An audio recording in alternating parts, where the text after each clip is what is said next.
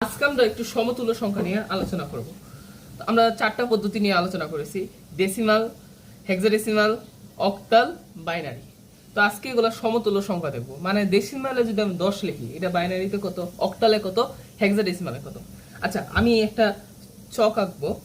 এক পাশে লিখবো ডেক, ডেক দ্বারা ডেসিমাল, এক পাশে লিখবো বিন, বিন দ্বারা বাইনারি, এক পাশে লিখবো অক্ট, অক্ট দ্বারা অক্টাল, আর হেক্সা, হেক্সা না লিখে একটু ডেসিমাল লাগাই দিই, হেক্সাডেসিমাল এটা।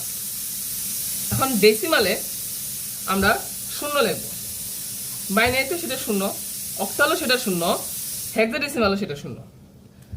ডেসিমালে 1 লিখবো, বাইনারিতে সেটা 1, অক্টালও সেটা 1, হেক্সাডেসিমালও সেটা 1। ডেসিমালে 2 লিখবো, বাইনারিতে একটু থামাই দিই, কেন আমরা পরে দেখতেছি। অক্টালেও সেটা 2, হেক্সাডেসিমালে সেটা 2। ডেসিমালে এখন 3 লিখবো, বাইনারিটা বাদ, অক্টালে 3, হেক্সাডেসিমালে 3। এভাবে একটু ফিল আপ করে যাই। 4 4 4 5 5 5 6 6 6 7 7 7। এখন একটু থামতে হবে। আমি যদি 8 লিখি, তাহলে এখানে তো 8 নাই। অক্টালে কি কি ব্যবহার করা হয়? 0 থেকে 7 পর্যন্ত, কিন্তু 8 সংখ্যাটা, 8 অঙ্কটা অক্টালে নাই। সংখ্যা অঙ্কর মধ্যে অনেক পার্থক্য আছে। অঙ্ক হলো ডিজিট আর সংখ্যা হলো নাম্বার। আমি ডিজিটের কথা বলতেছি। অক্টালে 0 থেকে 7 পর্যন্ত 8টা ডিজিট আছে, তো 8 তো এখানে নাই। 8 ডিজিটটা অক্টাল সংখ্যা পদ্ধতিতে নাই, তাই আমরা একটু খালি জায়গা রাখি। হেক্সাডেসিমালে 8 আছে। ডেসিমালে 9 লিখলাম, অক্টাল বাদ, এখানেও 9 10। আচ্ছা, আমরা পূর্ববর্তী ভিডিওতে দেখেছি হেক্সাডেসিমালে 10 বললে কিছু হয় না, 10-এর জায়গাটা দখল করে এ। আমরা এইভাবে ফিল আপ করে যাই। 11 বি, 12 সি, 13 ডি, 14 ই, 15 এফ। শেষ, আমাদের ফিল আপ করা হয়ে গেছে। আচ্ছা, এখন একটা জিনিসকে আমরা লক্ষ্য করছি, একটু ডেসিমালে তাকালে বিষয়টা আরো পরিষ্কার হবে। ডেসিমালে 0 থেকে 9 পর্যন্ত 10টি অঙ্ক ব্যবহার করা যায়, এবং পরবর্তীতে অঙ্ক না থাকায় আবার এই শূন্যটা চলে আসে এবং তার পাশে 1 চলে আসে, 1 চলে আসে। এভাবে 15 16 17 18 19-এ পৌঁছানোর পর 1-এর পরে 9, 9 এরপরে আর তো কোনো অঙ্ক বা ডিজিট ডেসিমাল সংখ্যায় এক্সিস্ট করে না, তাই 19-এর পর আমরা শূন্য বসাই দিই এবং পাশের যে অঙ্কটা আছে সেটাকে 1 বাড়ায়া 20 করি। এভাবে 21 22 23 24 25 26 27 28 29, 29 পর্যন্ত পৌঁছানোর পর 9-এর পরে, এরপরে তো আর কোনো ডিজিট ডেসিমাল সংখ্যা পদ্ধতিতে এক্সিস্ট করে না, তাই আমরা শূন্য বসাই এবং পাশেরটাকে 1 বাড়ায়া 3 করে দিই, হয়ে যায় 30। তারপর 31 32 33 34 35 36 37 38 39। সেম ভাবে 9-এর পর শূন্য বসাই এবং পাশেরটাকে 1 বাড়াই দিই, হয়ে যায় 40।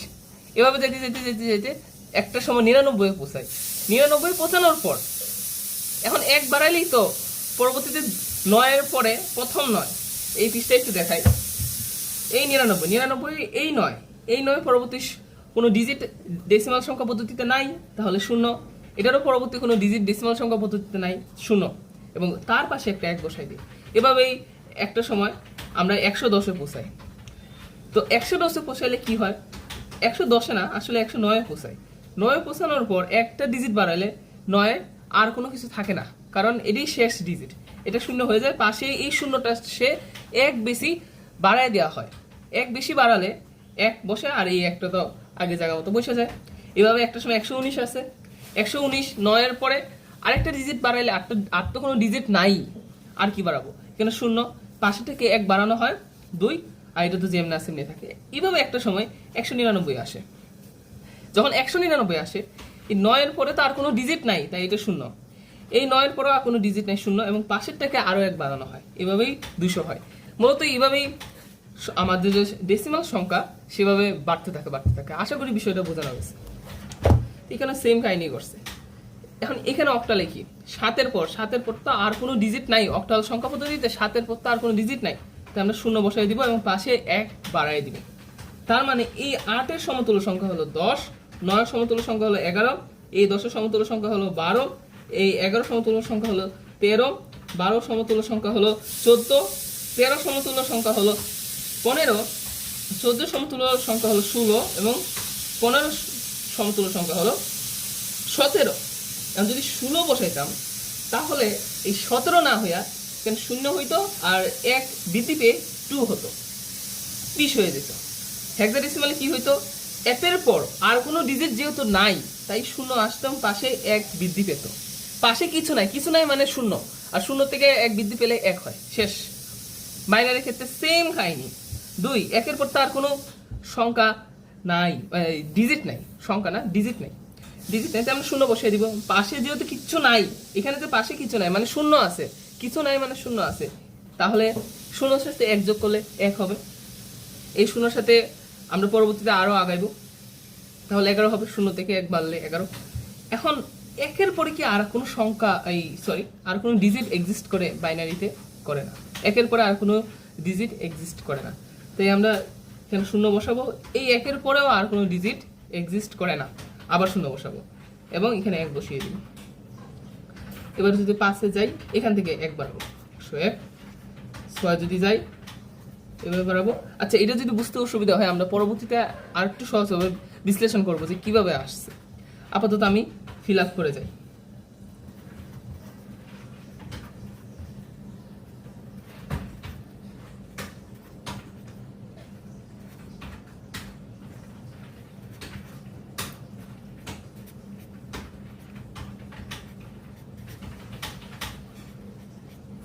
হ্যাঁ, শেষ।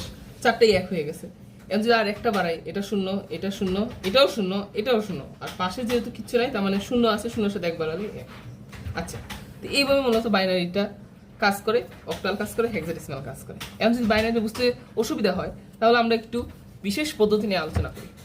বাইনারিতে 1, 2, 4, 8 এই সিস্টেমে আমি যে কোনো সংখ্যা বানাতে পারি। কিভাবে আসছে? বাইনারি ভিত্তি 2, এই 1 একের সাথে 2 গুণ করলে 2, আবার 2 গুণ করলে 4, আবার 2 গুণ করলে 8, আবার 2 গুণ করলে 16।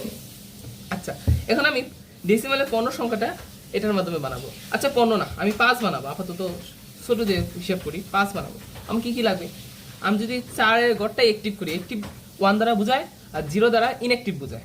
আচ্ছা, 4 অ্যাক্টিভ করলাম আর 1 কে অ্যাক্টিভ করলাম, আর বাকি ঘরগুলো 0 করে দিলাম, তাহলে 0 0 1 0 1।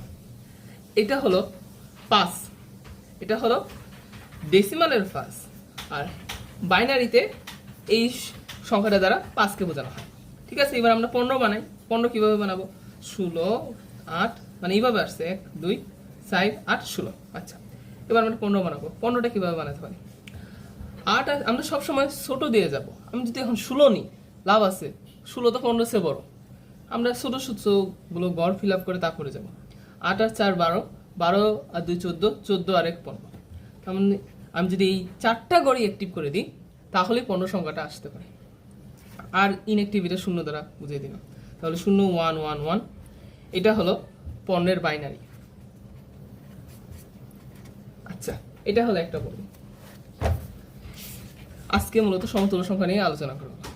That's it.